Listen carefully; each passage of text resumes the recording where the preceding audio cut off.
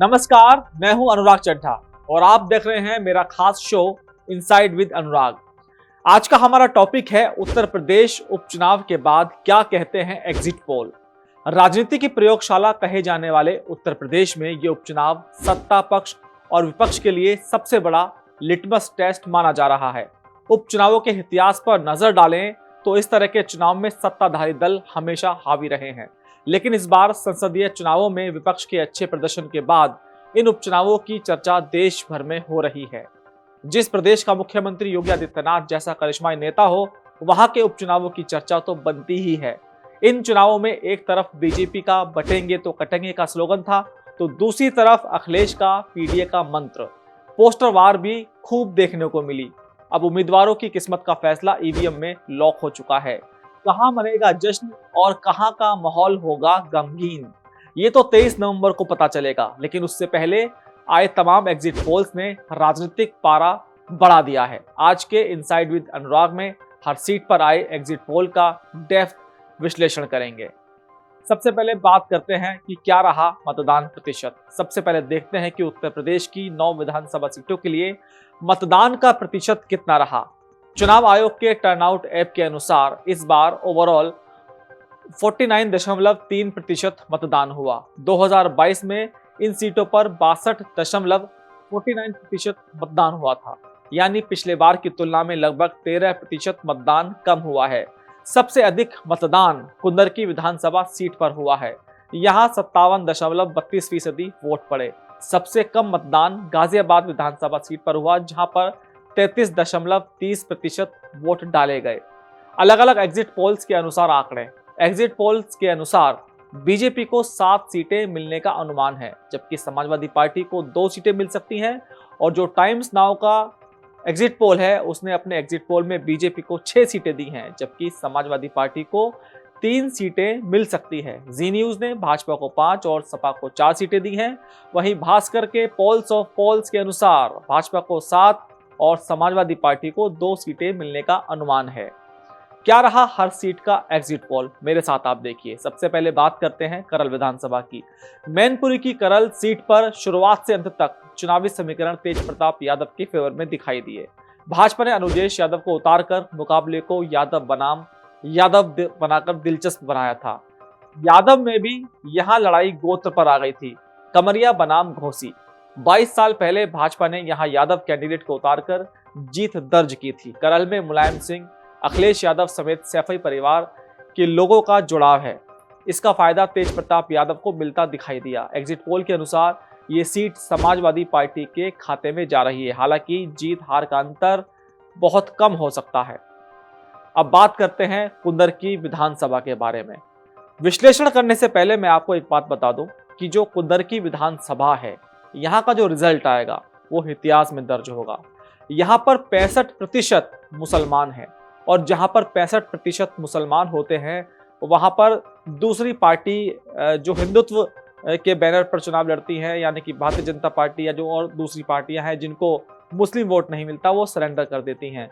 और जब भी बात होती है कि जहां पर मुसलमान 65% है, तो वहां पर भारतीय जनता पार्टी अपने आप को हारा हुआ मानती है। लेकिन मैं दावे के साथ कह सकता हूं, जो यहाँ पर मतदान हुआ और जो मेरे पास जानकारी आ रही है, ये सीट भारतीय जनता पार्टी के खाते में जा रही है। मुरादाबाद की कुंदरकी सीट पर समाजवादी पार्टी ने मोहम्मद रिजवान को उतारा, क्योंकि रिजवान 3 बार यहां से चुनाव जीत चुके थे। 65% मुस्लिम बहुल वोटर वाली इस सीट पर भाजपा ने 2 बार चुनाव हार चुके रामवीर सिंह पर फिर से भरोसा जताया। रामवीर सिंह लोगों के बीच गए, उनसे 2.5 साल मांगे, जालीदार टोपी पहन मुस्लिम वोटर में अपनी अलग पहचान बनाने की कोशिश की। हालांकि भारतीय जनता पार्टी के लोग टोपी कल्चर से दूर रहते हैं। मुस्लिम कम्युनिटी में उन्हें एक बार दोबारा से वोट मिल सकती है, ऐसी चर्चा हुई। इसके अलावा बसपा, AIMM, आज़ाद पार्टी ने तुर्क बिरादरी के कैंडिडेट को उतारकर समाजवादी पार्टी के समीकरण को बिगाड़ दिया।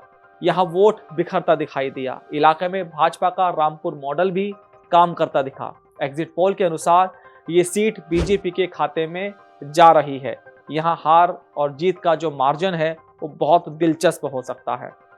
अब बात करते हैं फूलपुर की। प्रयागराज की फूलपुर विधानसभा सीट पर मुकाबला भाजपा के दीपक पटेल और समाजवादी पार्टी के मुस्तबा सिद्दीकी के बीच में दिखाई दिया।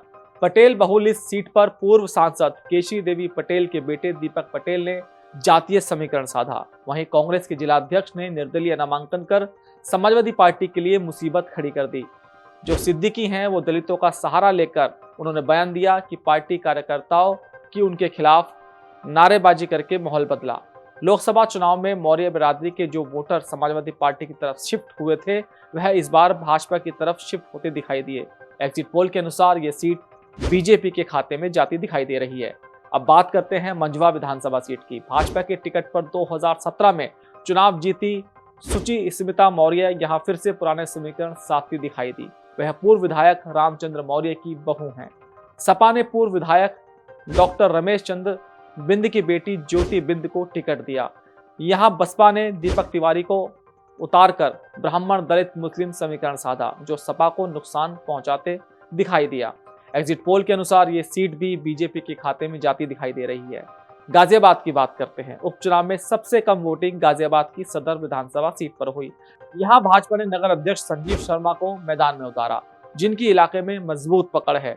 वहीं समाजवादी पार्टी ने सिंगराज जाटव को कैंडिडेट बनाया। 1.5 लाख के बड़े मार्जिन से 2017 में चुनाव जीतने वाली भाजपा की हवा अंत तक बनी रही। एग्जिट पोल के अनुसार ये सीट बीजेपी के खाते में जाती दिखाई दे रही है। हालांकि यहां हार जीत का अंतर बहुत ज्यादा नहीं होगा। अब बात करते हैं खैर विधानसभा सीट की। जाट लैंड कही जाने वाली अलीगढ़ की खैर सीट पर भाजपा को राष्ट्रीय लोकदल से गठबंधन का फायदा मिलता दिखाई दिया। विकास सुशासन के मुद्दे के साथ हवा भाजपा के सुरेंद्र दिलेर के फेवर में दिखाई दी। हालांकि सपा की चारू कैन ने सभी समीकरण साधने की कोशिश की। यहां 2022 के मुकाबले 15.6% कम वोटिंग हुई। एग्जिट पोल के अनुसार यहां कांटे की लड़ाई है, लेकिन अंतिम परिणाम बीजेपी के पक्ष में जा सकता है। अब बात करते हैं कटेरी विधानसभा की। कटेरी सीट पर 2022 में लालजी वर्मा ने 93,000 वोटों से जीत दर्ज की थी। इसके बाद अंबेडकर नगर सीट से लोकसभा चुनाव लड़ा और सांसद बन गए। उपचुनाव के ऐलान के साथ ही उन्होंने अपनी पत्नी शोभावती वर्मा को चुनावी मैदान में उतारने की तैयारियां शुरू कर दी। समाजवादी पार्टी की टिकट की रेस में दौड़ रहे अन्य नेताओं और उनके कार्यकर्ताओं में इसी बात की नाराजगी दिखाई दी। वहीं धर्मराज निषाद ने यहां जातीय समीकरण साधे। भाजपा ने लास्ट मोमेंट पर पार्टी में नाराज चल रहे नेता कार्यकर्ताओं को मना लिया। बसपा प्रत्याशी कुछ खास प्रभाव नहीं डाल पाए। सपा के प्रभाव वाले इलाके में एग्जिट पोल के अनुसार यह सीट बीजेपी जीत रही है। मीरापुर की बात करते हैं। उपचुनाव में राष्ट्रीय लोकदल के मिथिलेश पाल 15 साल पुराने समीकरण साधते दिखाई दिए। भाजपा गठबंधन का फायदा उन्हें मिला। सपा से कादिर राणा की बहू सुम्बुल राणा चुनावी मैदान में उतरी। वहीं बसपा आजाद समाज पार्टी और ओवैसी की AIMM पार्टी ने समाजवादी पार्टी के लिए मुश्किलें खड़ी कर दी। हालांकि यहां कम वोटिंग रिजल्ट को और दिलचस्प बना सकती है। एग्जिट पोल की राय इस सीट पर अलग अलग है। 2 एग्जिट पोल ने यहां भाजपा को बढ़त दी, तो वहीं 2 एग्जिट पोल में समाजवादी पार्टी बाजी मार रही है, ऐसा कहा जा रहा है। अब बात करते हैं कानपुर की। सीसामऊ में हर दिन चुनावी सीन बदलता दिखाई दिया। यहां भाजपा हिंदू वोटर के सहारे चुनावी मैदान में उतरी। भाजपा ने बटोगे तो कटोगे नारे के साथ जबरदस्त कैंपेनिंग की, लेकिन ऐसा लगता है कि उसे इसका नुकसान उठाना पड़ेगा। मुस्लिम वोटर एकजुट हो गए। सपा ने बीजेपी पर नफरत फैलाने का आरोप लगाते हुए सीट पर हवा बरकरार रखी। प्रचार प्रसार के दौरान सपा प्रत्याशी नसीम सोलंकी के छलके आंसू ने लोगों को कनेक्ट किया। एग्जिट पोल के अनुसार ये सीट समाजवादी पार्टी जीत रही है। तो ये रहा सभी 9 सीटों का एग्जिट पोल। ये है यूपी में वर्तमान स्थिति। यूपी विधानसभा में वर्तमान स्थिति की बात करें तो यहाँ भारतीय जनता पार्टी के सबसे अधिक 251 विधायक हैं।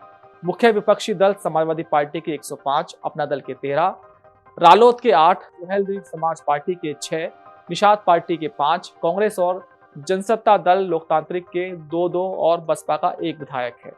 फिलहाल 10 सीट खाली हैं, जिनमें से 9 पर मतदान हो गए हैं। अब 23 नवंबर को नतीजे घोषित होंगे। इस उपचुनाव में 2027 विधानसभा चुनाव का टेस्ट माना जा रहा है। ऐसा इसलिए माना जा रहा है क्योंकि इसके बाद प्रदेश में मिल्कीपुर उपचुनाव को छोड़कर कोई और चुनाव नहीं है। ऐसे में एग्जिट पोल अगर सही साबित हुए तो योगी आदित्यनाथ और पावरफुल बनकर उभरेंगे। मेरा ये विश्लेषण कैसा लगा कमेंट बॉक्स में जरूर लिखकर बताइएगा, और साथ ही साथ आप एग्जिट पोल से कितना सहमत हैं ये भी मुझे जरूर बताइएगा। फिलहाल आज की वीडियो में इतना ही, फिर आपसे मुलाकात होगी किसी दूसरी वीडियो के साथ। तब तक के लिए दीजिए मुझे इजाजत। नमस्कार।